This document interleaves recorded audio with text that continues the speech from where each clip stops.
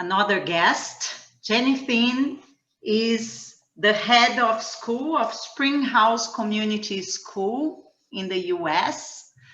Jenny, are you ready to go? Over to you. Yes, I'm really happy to be here. Thank you so much. I don't have a slideshow, so we won't run into that issue here. Welcome everybody. It's really good to be with you all. I actually like to start out with a song. You with me? Yay! I'm gonna sing it. So hopefully it'll come through. And I'm here in the Blue Ridge Mountains of Virginia. And oh God, I can just see my face. My face is right here. How do I get out of just my face? I'm gonna go to the gallery. Okay, this is better. Now I can see all your faces. Better, Jenny, so we can see you properly. Oh, okay, good. Well, I don't know, did I just mess anything up? I just went back to gallery so I can, okay. I just don't only want to see me. So I'm going to sing a song that actually comes from this area. I'm in rural Appalachia. And this song is called Bright Morning Stars. Does anyone know it? Okay, it's an old Appalachian song. And I'm singing it in celebration of the gift of this life that we have right now. The very breath that we have, that we are breathing, is an incredible gift. And so I'm singing this song in celebration of the life that we all live. So I invite you, if you want to close your eyes or watch me, whatever you want to do, but I'm going to sing. And I'm going to take a couple breaths first. So maybe you can breathe with me wherever you are around the world. And we'll open like this.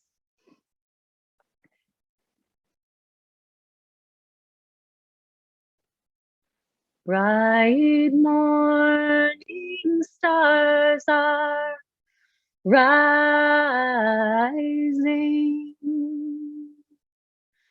Bright morning stars are rising. Bright morning stars are rising. Day is a breaking in my soul. Oh, where are our dear fathers? Oh, where are our dear fathers? They are down in the valley praying. Day is a breaking in my soul. Oh, where are our dear mothers? Oh, where are our dear mothers? They are up in heaven shouting. Day is a breaking in my soul. Bright morning stars are rising. Bright morning stars are rising. Bright morning stars are rising. Day is a breaking in my soul.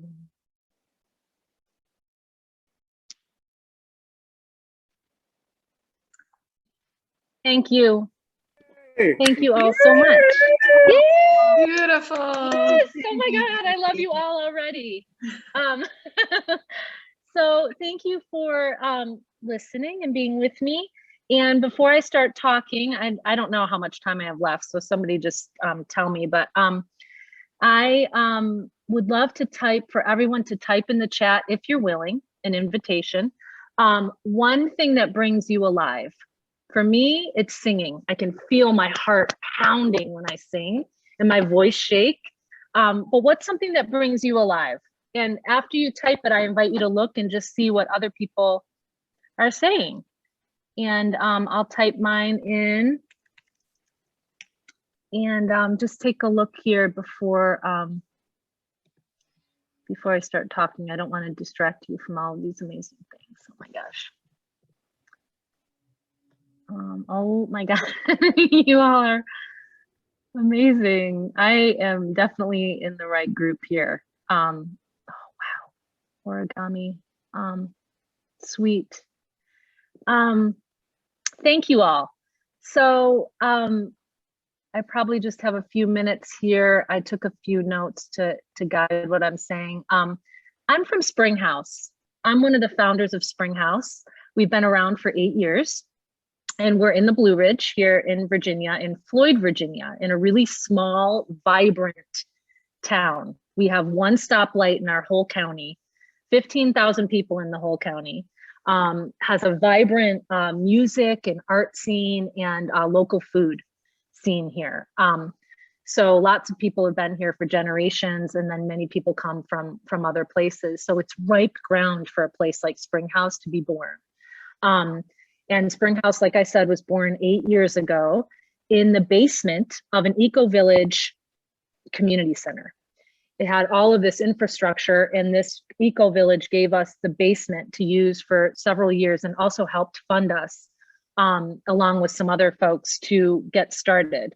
And I was not sure for the first 4 years if we were going to fly or die. That's how vulnerable we were.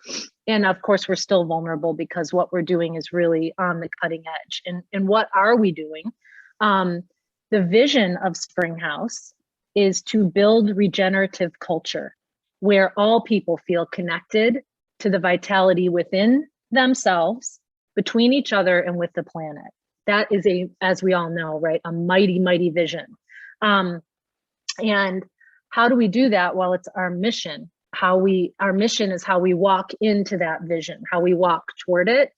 And that is by designing and activating education that is vitality centered, that supports us in more courageously responding to the world's emerging needs. So vitality centered education is how we go about stepping into the vision of regenerative culture. What does that mean? Well, education that's vitality centered has the question at the center of that is, does this bring us alive? Does whatever we're doing, not just for young people, but for anyone involved, is this bringing us alive? Not making us happy necessarily, but is it bringing us alive? Happiness certainly is part of it, but it's not all of it. As we all know, like I can remember in my own life, some of the most vital times in my life were times where I felt incredible pain and grief and loss, and also the opposite. So it's just really fully experiencing what it means to be a human being on this earth with each other is at the center of education for us. So we see education as a leverage point to kind of come in and restore or heal or revitalize culture. And I've been giving obviously this a lot of thought as I do. And one thing I'm realizing is that, you know, education is not really a noun, it's a verb. It's a way that it's, at least now and in the United States, it's where adults empowered determine what is most important to hand down to our young people. And I'm very alarmed at what I'm seeing at large culturally. What we've decided, pardon me, is most important to hand down to our young people. It's not only hurting our young people, it's also hurting the adults involved in those systems. Many people, at least in the United States, many teachers are leaving the field because they're not feeling connected to their vitality, their creativity, their autonomy. And certainly that affects young people. Not to mention the adults, because we all matter. It's not just about the young people. So it's about really living fully into this gift of life. And education can be a place where we wake up and connect more deeply with the world. I know I'm probably preaching to the choir here.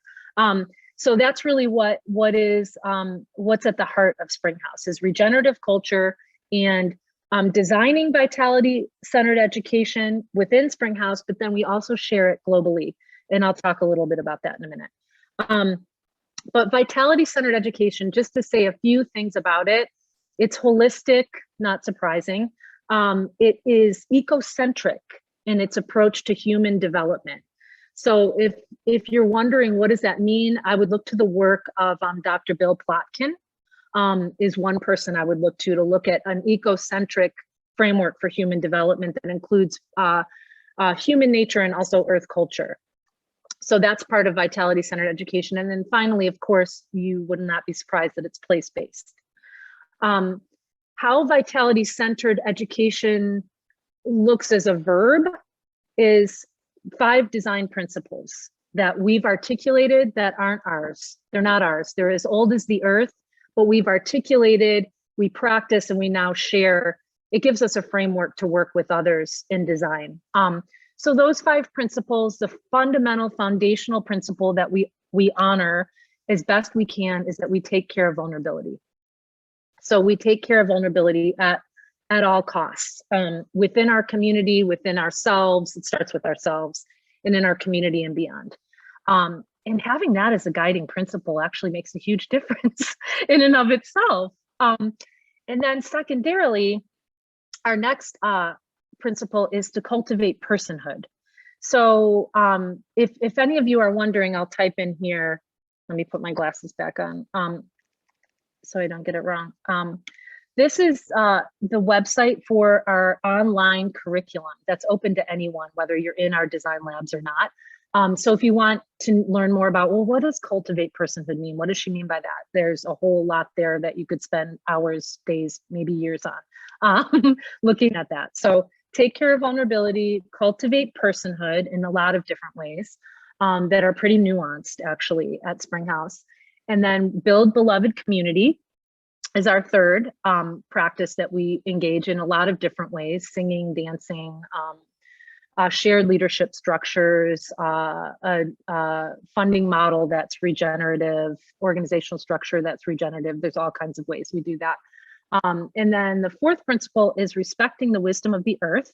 So it's hard for me to imagine that we wouldn't do that. You know, it's our oldest teacher. And we do that all the time, looking at how the earth functions and lives and breathes and learning and being students of a wise teacher, as we all know. And then 5th is to love and serve others. So we do all of this, you know, to cultivate. We want to be cultivating that vitality and fostering that vitality in our community to share it. I mean, what else would we want to do that for? So, so we share that. To bring it straight down to the ground in whatever time I have left, Springhouse offers a day school for teens who are 12 to 18 years old. We have coming of age programs for teens who are preteens before they come to the day school full time. We have adult programming that basically is a place where adults can learn how to live into authentic adulthood. I don't know about you all, but I didn't have a whole lot of support as a teen to actually live into my authentic adulthood. It wasn't until my early 20s in the middle of great crisis that I had that kind of support, which allowed me for the rest of I'm 50 now, so 30 years, living into what authentic adulthood means for me requires a lot of support and invitation and all kinds of things. So Springhouse wants to be a place where adults can come and do that work of being together and becoming more authentically who we are, because we know we can't have regenerative culture without adults doing that work. It cannot only be, we can't project our problems onto young people and try to fix it through them. We have to take up the charge and the mantle of doing our own work, to wake up and to heal and to grow and to deepen. So Springhouse wants to be a place for that too, and is a place for that. And this includes a 9-month fellowship where people can come and immerse. It has kind of a range of possibilities. You can sort of dip your toe into the adult program, or you can maybe sort of get in the shallow end. And then the fellowship is like a full dive in, living in this kind of monastic rhythm that's happening at Springhouse. And you can do that through 2 tracks, either a vitality-centered education track or a regenerative farm design. I don't think I mentioned that Springhouse does live on in our 6th year, we had a very generous offer.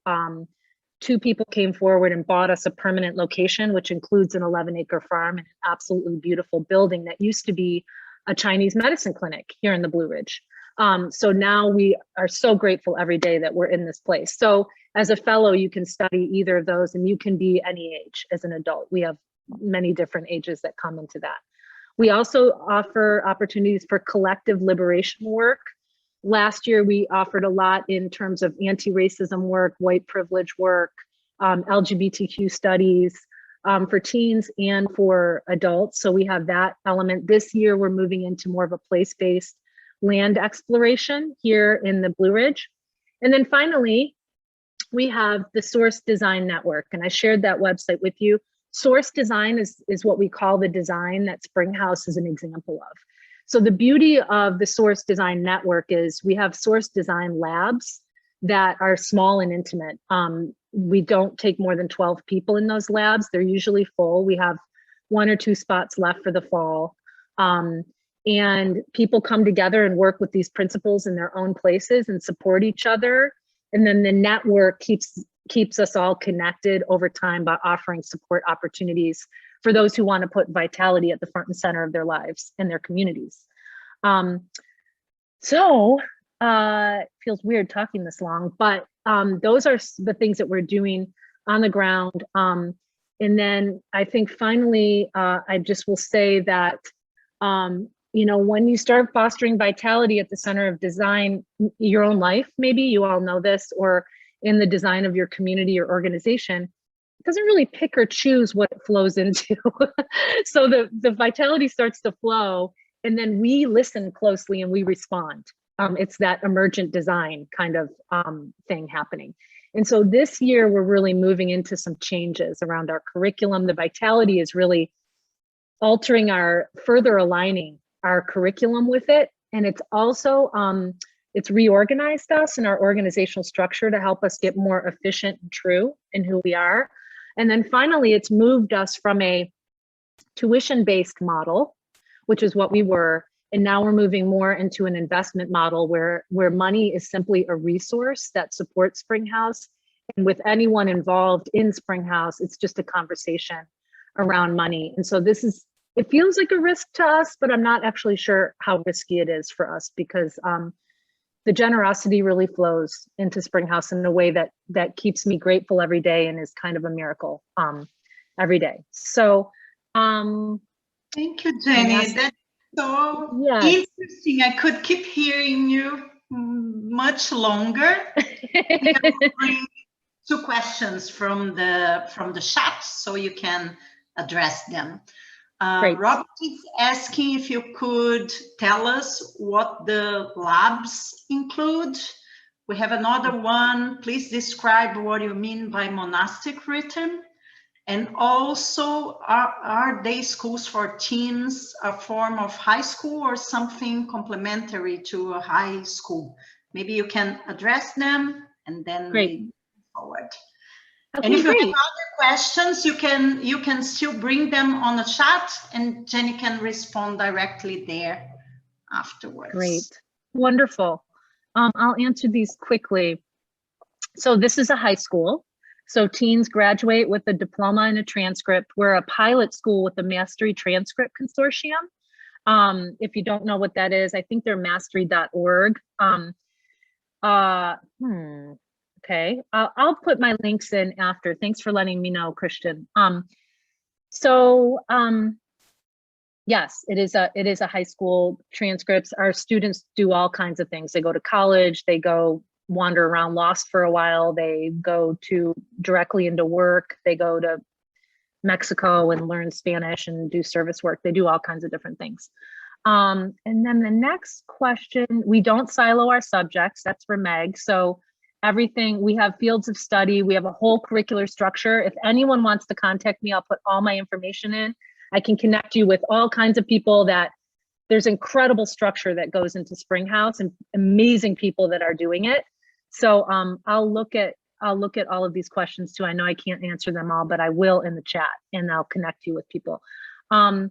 So yes, monastic rhythm, I simply mean there's something about being place-based together day in, day out over time.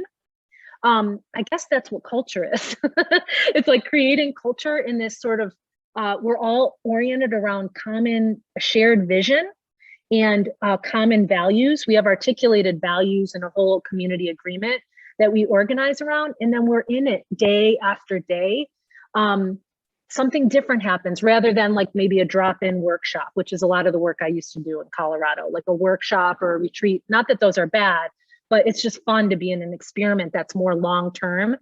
And that I've had a lot of experience in different monasteries focusing on different things. So it's just that day in, day out kind of rhythm. That's what I meant by that. And the labs, I'll share a link with that, but the labs basically, they're virtual. So anyone from around the world can participate. We meet formally once a month for a trimester, but there's a lot of support and connection in between. And most importantly, there's a lot of immersive opportunities with Springhouse. It's just a living example. So people might be like, well, what does it look like to take care of vulnerability at a school? And we'll say, well, why don't you come to the staff development? We have staff depth work every single week for 2 hours. Why don't you come and observe that kind of a meeting? It just helps. It's not theoretical necessarily, though there is theories to support it. It's a living example that people can immerse in. So it's kind of a whole experience. And then it continues through the network where there's monthly support meetings. And then there's also an annual gathering that we're going to have in May in the Blue Ridge Mountains, if anyone wants to come, that's focused on vitality, where people from around the world can share how they're doing that in their communities. Should I be done now, Thaisa? So, thank you so much. Thank you. I'll look at all the questions and respond. But yeah, thank you so much for listening. A lot of energy back to Jenny. It was super beautiful. Thanks for sharing.